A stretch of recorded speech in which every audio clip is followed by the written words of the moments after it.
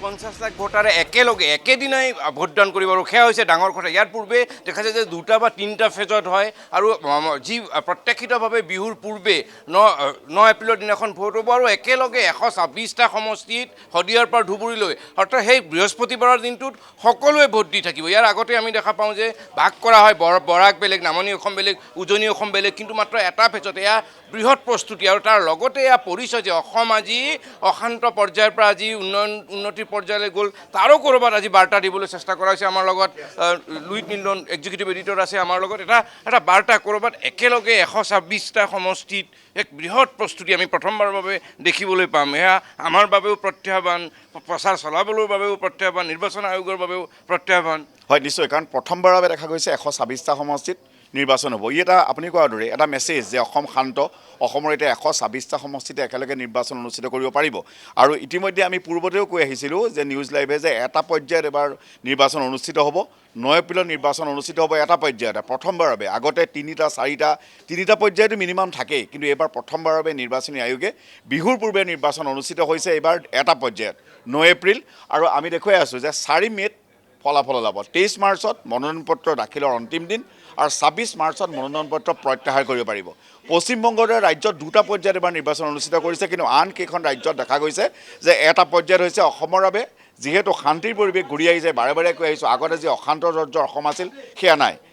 এতিয়া এটা প্ৰত্যাহ্বান হৈ পৰিব দলসমূহৰ কাৰণে। দেখা গৈছিল যে আমি দেখিছিলোঁ মুখ্যমন্ত্ৰী ডক্টৰ হিমন্ত বিশ্ব শৰ্মাই যেতিয়া আশীৰ্বাদ যাত্ৰা কৰিছিল, প্ৰায় 30টা সমষ্টিত ইতিমধ্যে তেখেতে আশীৰ্বাদ যাত্ৰা কৰিছিল। সেইখিনি সমষ্টিত আকৌ পুনৰ নিৰ্বাচন তেওঁৰ আৰু প্ৰচাৰ চলোৱাৰ মোৰ মতে প্ৰয়োজন নাই, কিন্তু বিৰোধীৰ বাবে এতিয়া প্ৰত্যাহ্বান, য'ত এতিয়ালৈকে প্ৰাৰ্থীয়ে ঠিক হোৱা নাই। এনেকুৱা ঠাই য'ত 126টা সমষ্টিত কিন্তু এতিয়া যিহেতু অনুষ্ঠিত হ'ব 9 এপ্ৰিল, 7 এপ্ৰিলৰ বিয়লি 4 বজাত অন্ত পৰিব। 7 এপ্ৰিললৈ হাতত আৰু কেইদিন আছে? 22 দিন।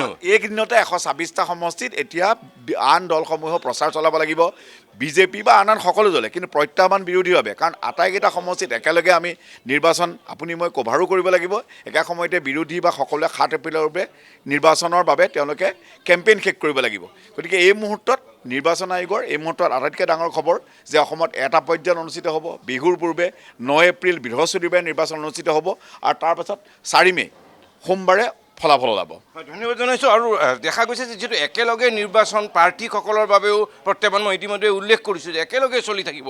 আমাৰ লগত নন্দন প্ৰতিম শৰ্মা বৰদলৈ আছে, এক্সিকিউটিভ এডিটৰ। আপোনাৰ বাবেও প্ৰত্যাহ্বান যে 126টা সমষ্টিত একেলগে প্ৰচাৰ চলাব, টক শ্ব'ৰ বাবে গেষ্টৰ পৰা আদি কৰি, যিহেতু একেলগে। আগতে দেখা গৈছিল যে এটা পৰ্যায়ত বেলেগত থাকে মানুহ, কিছু বিৰতি থাকে, এইটো ডাঙৰ প্ৰত্যাহ্বান।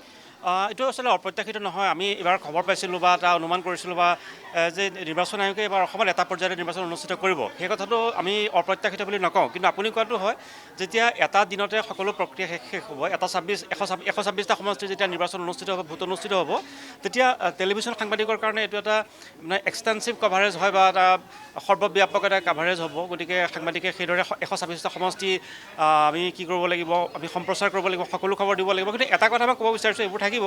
এটা কথা ক'ব বিচাৰিছোঁ, 126টা সমষ্টিত এটা দিনতে নিৰ্বাচনী প্ৰক্ৰিয়া শেষ হ'ব, ইয়ে কিন্তু সংবাদ মাধ্যমৰ বা অসমৰ ৰাইজৰো কিন্তু বহু ক্ষেত্ৰত মই কওঁ যে এটা উচিত সিদ্ধান্ত হৈছে।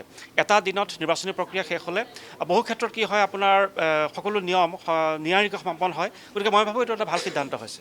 আৰু এটা বাৰ্তা ক'ৰবাত যাব যে অসম, আমি দেখিছিলোঁ যে খুব এটা সময়ত উগ্ৰপন্থীৰ সমস্যা আছিলে, কেইবাটাও যোৱাবাৰে যদিও সমস্যা নাছিলে 3বাৰত হৈছিলে। এইবাৰ ক'ৰবাত গাড়ীৰ পৰা বাকী মেন পাৱাৰৰ পৰা সকলোখিনি আমি আজি কৰিব পৰা হৈছোঁ। এটা গণতন্ত্ৰৰ সৰ্বকালৰ সৰ্ববৃহৎ নিৰ্বাচন অনুষ্ঠিত হ'ব এইবাৰ। সেয়াও ক'ৰবাত অসমৰ পৰা ইতিবাচক বাৰ্তা দিবলৈ চেষ্টা কৰিছে নেকি নিৰ্বাচন? এইটো এটা ইতিবাচক বাৰ্তা, কাৰণ এটা পৰ্যায়ত নিৰ্বাচন অনুষ্ঠিত অসমত ইয়াৰ পূৰ্বে কেতিয়া হৈছিল মনত নপৰে আমাৰ।